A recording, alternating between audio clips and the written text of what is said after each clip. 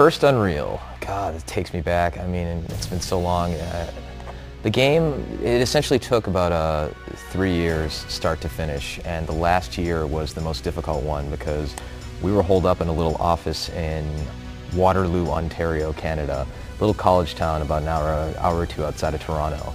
And we were working 14 to 16-hour days, and fundamentally as a game designer, the best logic that you can always follow is to make the kind of game that you want to play, and that's what we were doing. We were working our butts off to make a collective vision of something that was beautiful and interesting and compelling. It was a world that gamers wanted to explore, that was rich with beautiful environments and interesting alien creatures and fascinating locales. We began developing Unreal in 1995. That was when Epic made the transition from being a little developer with 2 or 3 person teams to building a real development organization and company. Unreal was our first really major production. That's where we learned to develop a large-scale piece of software with a large team, integrate lots of artists in the pipeline and build significant tools to help everybody create the game. We were a bunch of kids throwing as much cool stuff at the wall and seeing essentially what stuck. And as fate had it, a lot of it did stick, and we wound up with a golden product that had a lot of gamers look back at with an incredible sense of nostalgia.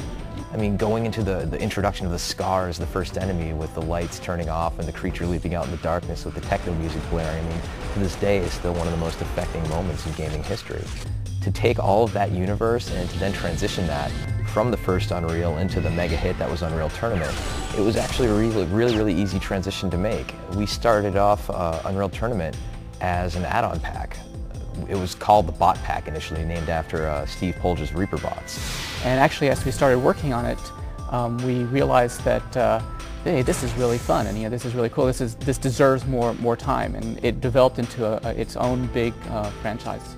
And Mark Rain came in with his usual 800-pound gorilla demeanor, guys, we got to make this, this a full product. This demands to be, on the market as a retail game. And we're like, Mark, we thought it would be an add-on pack. And he's like, no, we're going to call it Unreal Tournament, and we're going to add these cool features. And we're like, you know what? Let's do it. The very first Unreal game shipped in May of 1998. And shortly after that, a bunch of us, myself, Steve Polge, James Schmaltz, Tim Sweeney, Cliff Bleszinski, and a few others, sat in the hotel room at E3 right after the game had been released and talked about plans for making an add-on pack. And what we wanted to focus on was this idea of using the bots to play network games against players and give you a real lifelike experience. And ultimately, that became Unreal Tournament. If I could go back and do it again, I'd do it in a nanosecond, and everybody that was involved would do it, because it was not only the launching of multiple careers, it was also the launch of a franchise.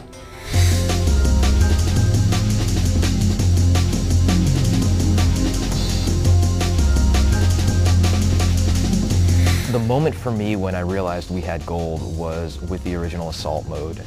Nobody to that point had done any sort of a battle of that scale that you could play in single player with AI characters that storm the beach with you, or play in multiplayer where you're attacking a submarine or underwater city or anything like that.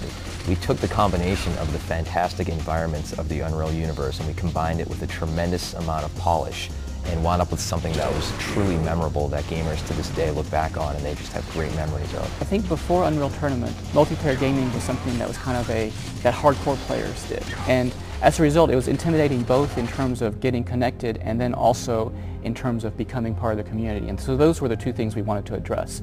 And the 2 ways we addressed that, one was by building an interface that made it really easy for players to get online and play with their friends. And then the second thing is, with our really good AI, we were able to give people a taste of what multiplayer gaming was like before they kind of jumped in and exposed themselves to the internet players. I think when you take your average Unreal Tournament fan and you mention to them that there's another chapter in the series coming along, they're rabid. They have tattoos of the logo.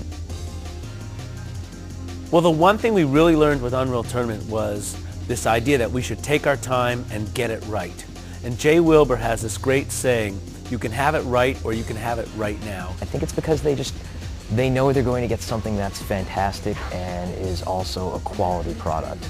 They know that at the end of the day, for the amount of money they pay, they're going to get thousands of hours of an experience, and they can modify the world and mold their own environments and create their own characters. And that's a community they get to participate in by playing Unreal Tournament and modifying it. About a third of the developers at Epic actually come from the mod community.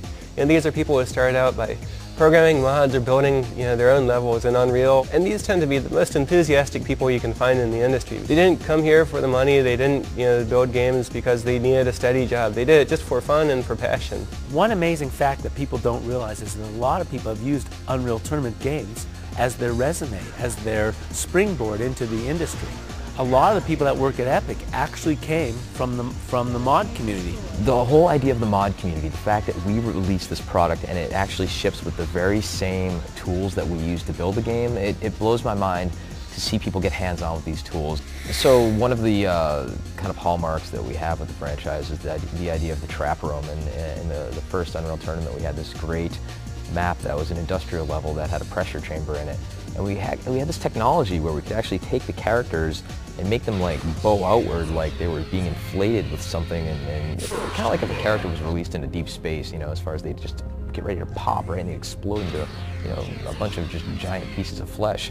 And people would go into that chamber looking for power-ups, and you could hit a button and just watch them inflate, and they'd be running around like cursing you and doing taunts and things like that. And they'd pop and you'd get a frag, and yeah, you know what, you could shoot them, but making them explode like that was always 1,000 times more satisfying.